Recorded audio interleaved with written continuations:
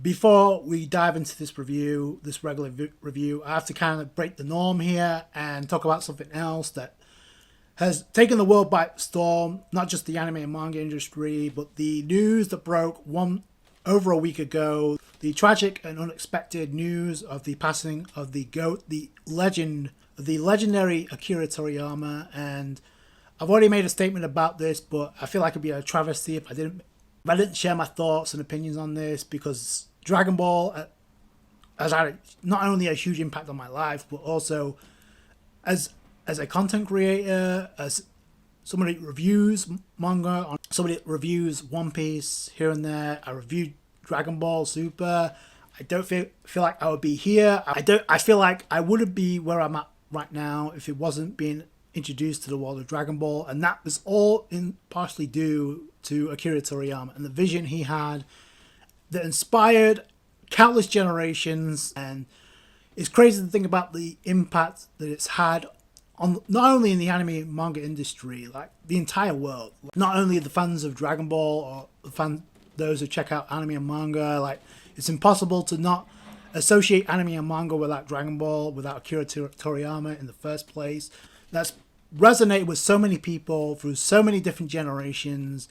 And I still remember to this very day, like the first time I caught the initial episodes of Dragon Ball in its early stages. There's certain things that you remember. I remember that very vividly. I would watch it after school, and depending on the day of the week, I would actually watch that. I would actually later on, if it was a Friday, I would either watch WCW Monday Nitro, or later on I would watch WWF Raw at the time.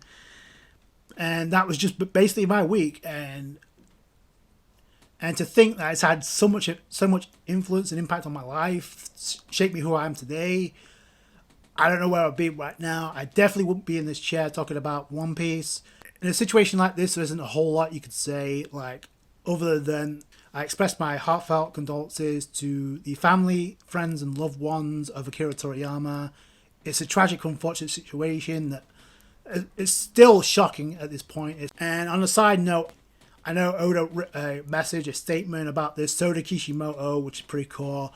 There is an article to those statements if you want. I'll leave the link to that article in the description box below if you haven't checked it out. Oda and Kishimoto did a much better job of paying homage than I ever could to the GOAT, the greatest of all time, Akira Toriyama. Like, the impact of Dragon Ball, I don't think it's hard to say it'll be ever matched or duplicated again. Like, One Piece is like exploded in popularity, but like Dragon Ball was the original. Like, there's nothing like it. It's not just like the anime and manga industry that's come together and expressed their thoughts and opinions about this. There's celebrities across the world. There's so many people touched by what Akira Toriyama's done, and it can't be stated enough. Like, it's wild, and it's unfortunate. It's tragic, and for the memories and for the life that we've gotten because of Dragon Ball, Akira Toriyama, thank you. Thank you to all you've done. You've inspired countless generations with every character you've introduced at some point or another. It will never be duplicated again. You'll be sorely missed. Hello everybody, how's it going? So welcome to another One Piece review. This time we're covering manga chapter 1110. I feel like with this chapter specifically, Oda has made it a crystal clear objective to make this path to Elbaf for Luffy the Straw Hats as difficult as possible, because considering how obvious he's made it that we're going to Elbaf. Look at the whole situation involving the Vegapunk telling Nami her log pose is pointing in the direction of Elbaf. So if that wasn't obvious enough, so we already knew they were going to Elbaf, but now Oda decided to bring the giants involved in escorting them to Elbaf, which, given the ending of this chapter, I feel like they're going to guide the Straw Hats away from Egghead Island. They're not going with them, because that'd be crazy with all 5 members of the Gorosei. Like, no, the only definite outcome is the Straw Hats are going to Elbaf. There's way too many plot points for them not to. Speaking of change of plans, we have Yamato and Momonosuke in the cover story, and with the Wano cover series, we've got last chapter, we got the submerged Wano, and it's the same place that Robin and Law saw when they were talking with Sukiyaki Kazuki. when they were talking about the ancient weapon Pluton existing. We still need to get that revealed, which I feel like maybe, which that could be a reason as to why we're getting this cover story. Another is maybe Oda is going to do something with Yamato, because she pretty much echoes the same thing to Momonosuke that she said to her, Momonosuke and Kinemon before the end of Wano, is she's going to explore Wano, and she's making it seem like she's going to leave Wano, even though she said she's going to stay there to protect those samurai from external threats. That's the reason why she stayed, even though that was a change of plans. She echoes the same thing here. Momonosuke, it looks like he doesn't believe a word of it, or he's either upset because Momonosuke gave that speech and it hardly meant anything. Whether or not this leads to anything, and it kind of has to, because what's the point? Because we had the Vinsmoke escape cover story, and that led to, number one, the Vinsmokes escaping Whole Cake Island, and number two, it led to Judge and Caesar Clown reuniting, which I feel like is going to have an impact at some point. Just like how Pudding was captured by the Blackbeard Pirates, and that was introduced into a cover story. Also, we got to see Okiji as well. Again, so these cover stories this cover series has to have a tie-in.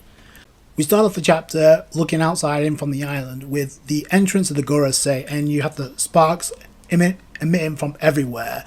You have the mecha giraffe that Vice Admiral Bluegrass and Vice Admiral Dull was on, and I believe they were going to they mentioned about the ship Vice Admiral Dull mentioned the ship belonging to the warriors from Elbaf, considering she is familiar. She's the apprentice of Sol when he was a Marine. So, like I said, whether or not it leads to a confrontation with Robin, I don't know. We see the Marines looking in, and I'm surprised they're not knocked out by this, especially with all 5 elders appearing. So we see Atlas, Frankie, and Barney as they're with one of the giants, and Barney's asking, is everyone going to be okay? Meanwhile, while they're looking in one direction, you got the giant from Elbaf looking at another direction where he's definitely noticing something. So I'm assuming that Bluegrass fired the arrow that's hurled and it cuts away from. But we also see some members. We also see giants working together with the pacifistas, which is pretty cool. I wonder if there's a deeper meaning in there, considering Kuma is a member of the Buccaneer tribe, and the pacifistas are pretty much clones of the original. So I don't know. So that may be something we learn on Elbaf. I hope we learn on Elbaf, which may be a reason why both Kuma and Barney are tagging along. Like I said, the arrow's fired at them. We don't get to see what happens. It cuts away to the Room of Authority, to where obviously the Gorosei are not there. They're obviously present on the Naked Island. The pre-recorded message by Vegapunk is still being played out, and we still get to hear it. We still get to see it. Meanwhile, you got the entrance of the rest of all 5 elders in their Zoan forms revealed at last. So Saturn was the first. So Saint J, Garcia, Saturn was the one that planted the demonic circles to summon the Gorosei, which we still need to learn more about that.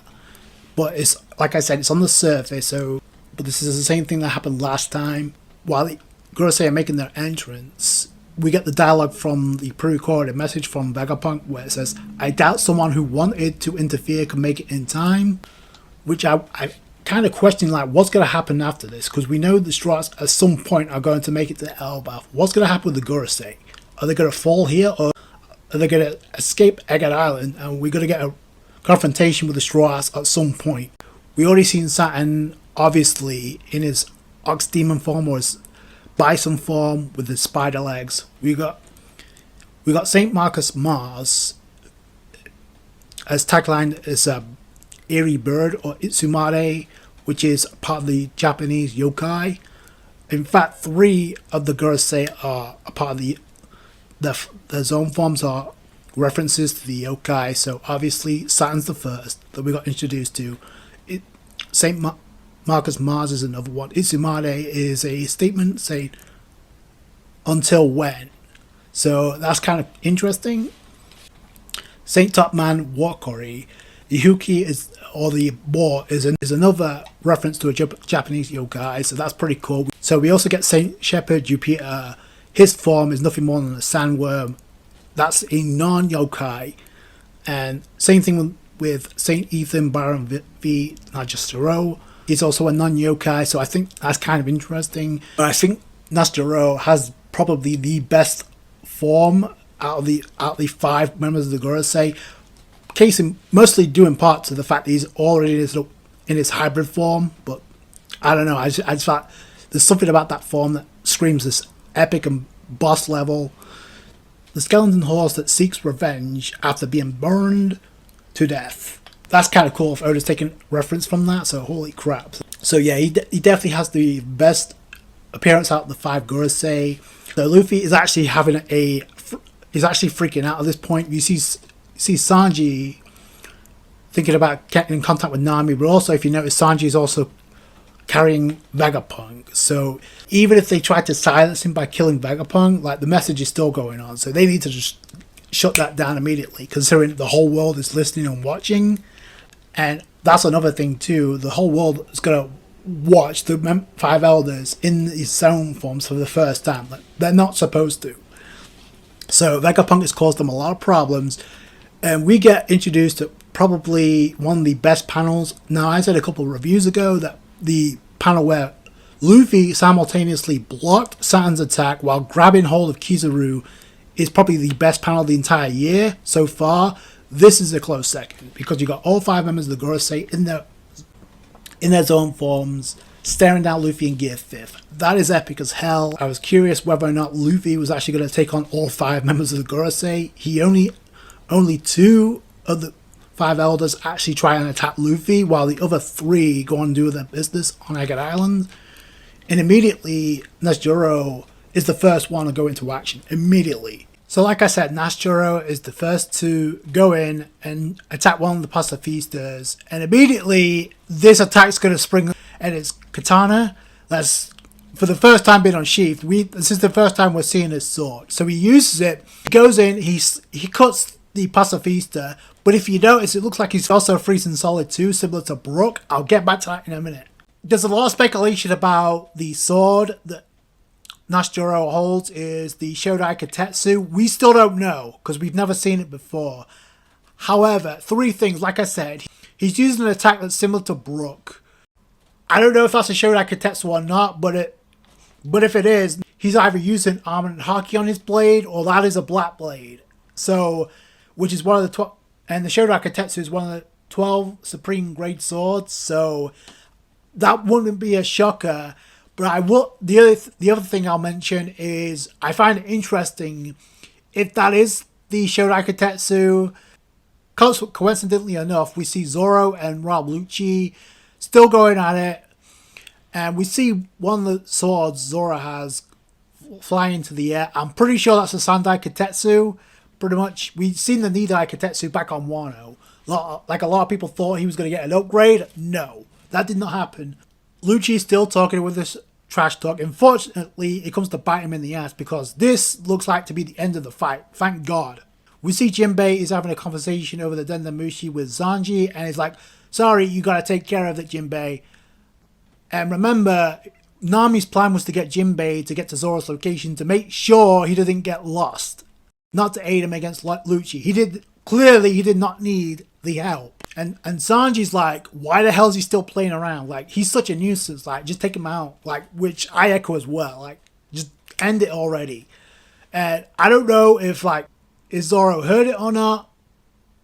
But as soon as that conversation's happening, Zoro takes notice of something, and then immediately goes in for the kill on Rob Lucci. I hope it's the kill, but I doubt it, considering he always finds a way to worm back in to the series. So, either way, Jinbei's headed to Zoro's location. He catches the Sandai Katetsu, which is badass, which immediately reminds me of Logtown, which I think that is the Sandai Katetsu. While this is going on, though, you got Lucci using finger pistol leopard spots to, like, attack Zoro. He's dodging like a boss. Like, where was this at the beginning stages of the fight? And this is Zoro that's nerfed. So he's dodging Lucci's attacks. He catches the Sandai Katetsu, 3-sword style, Leopard Hunter, which is badass. Immediately, that's it for Lucci. You have Najastero taking care of pacifistas left and right. Like I said, it looked like he's using a similar technique to the Devil Fruit that Brook has, because he's freezing his opponents. So, considering we know the Gorosei like to experiment, I would not be surprised, because we know that Bonnie gained the abilities of the age fruit without actually eating the devil fruit itself. So I wouldn't be surprised if Zoro has a form of Brook's devil fruit without actually consuming it. So that's something else to keep in mind. St. Marcus Mars is going airborne, and he's trying to attack the barrier that's the frontier dome that's in the lava phase. And I think Sanji realizes this, which is why he tries to warn Nami and the others, you need to get the hell out of Dodge, because there's a huge bird coming your way. Get the hell out of Dodge. Like, him swarming in, and he's trying to attack the barrier, which it doesn't work, at least not right now. And we see Zoro taking out pacifistas left and right. We see Saint Shepherd Jupiter going on the ground. Meanwhile, Saturn is also trying to attack Luffy at the same time, so keep that in mind. Luffy's taking notice of Jupiter going underground like a typical earthworm. In this case, he's a sandworm, but then he pops up like one. Then we see Usopp and Nami along with Chopper. We see Wilfred Brook in the background. We find out that the Sunny has rendezvoused with Nami's group, so that's pretty cool. So then Jinbei's like, I understand the situation, even if it hasn't been settled yet, I'll do everything in my power to get us out of here. Like, oh, so I guess what's going to happen is he's going to use his ability to like manipulate water to get him out. Even though I feel like that's going to be the Giant's role. I'll get to that in a second. Yeah, so we see literally Zoro versus Lucci is done. It's a wrap. We see Jinbei looking on. Meanwhile, you got Saint Jupiter trying swallowing Luffy whole, much like Kaido did. Or in this case, the Giants show up. Dory and Bragi slice Shepherd Jupiter in half and then save Luffy. And Luffy's like, yay! Reuniting with the Giants, say, hey, it's you guys again. So that was kind of epic. We knew this was going to happen because it was teased a couple of chapters ago. The reunion's already happened. So, like I said, I feel like the Giants, Dory and Bragi especially, are going to use their technique similar to what they did at Little Garden to escort, get the Sunny away from Egghead Island. Whether or not Vegapunk makes it out, I don't know. We know Bonnie and Kuma are tagging along. I wonder, even if Stella doesn't make it the original Vegapunk, I wonder if the satellites, some of them are going to make it with them. York is still somewhere on this island. So is Robin. There's going to be a rendezvous with the rest of the gang. Luffy's going to be the last to jump on board. Like I said, I don't see this being a full-fledged fight with the Gorosei involving Luffy, because it's either the Gorosei get taken down now or they get taken down later on. There has to be a reason why Oda decided to introduce the rest of the Gorosei after introducing Saturn as the primal threat. So someone else has to show up, especially with the visual dead Damushi playing all of this. Like, oh, Dory and Bragi, whether or not they sacrifice themselves or whether or not they just do something to like get the Straw Hats away, they're going to echo the same thing here. Only in this case, it's going to lead them to get to Elbaf. And I feel like the reason I say that is because the point I brought up at the beginning of this review is that Oda made it a point to have Vegapunk tell Nami the log post is pointing in the direction of Elbaf anyway. There's no reason to have that unless Oda's changed his mind. Obviously, they're not sticking around. The fact that Oda decided to wrap up Zoro versus Lucci in this chapter when he could have done it sooner. And like I said before, like, yeah, it was interesting, but I would have preferred to see this fight with both of them at full. I don't think the outcome would have changed all that much, but it would have been a more interesting fight had this been done with both of them at full. Like I said, I think it would have been GG regardless, especially since Zoro did not put the bad down on at any point in this fight. Again, you can make that what you will, but I just feel like it would have been a more interesting fight had it been at full. Instead, I get why Oda did it. He had like the callback. He had like the Kaku Zoro rematch. He had the Lucci rematch, which we got coming up shortly in the anime. Like, it's for nostalgia purposes. I get it, but like I said, I feel like the more interesting fight would have been Zoro versus Lucci with both of them at full. This you can't. Again, it's the same thing with Kizaru versus Luffy. You can't take it seriously because one, both characters don't take it seriously, and number two, one of them was nerfed going into that fight. So now with the Gorosei here, that seems more threatening than an Admiral being here, which is crazy to think about, but it's just the reality of the situation. Like, I don't know what that says about Akainu, Fleet Admiral Akainu, but there has to be something that changes with him. Otherwise, right now, the Gorosei are more the threat than he is. I don't know what's going to happen here, if Nasjura's going to fight Zoro here. Like, a lot of people seem to think that's a matchup for the future. If it is, then that would confirm that Nasjura has to have the Shodan Katetsu at this point. Like, we don't know. Like, he may be the strongest member of the Gorosei. From what we saw in this chapter, yeah, I can definitely see that, but we still have to see what the others are capable of. See, Oda could do something completely out of left field, and we really could get a full-scale war with the Straw Hats involved in the Gorosei, which would be epic, but also wild at the same time, when we have Elbaf knocking on our door. I thought it was an incredible chapter after all the build-up, but let me know what you guys think down below. Like the review if you did it, thumbs up, I appreciate that. Subscribe to the channel for more One Piece. Catch you guys later. Thanks, guys. Bye.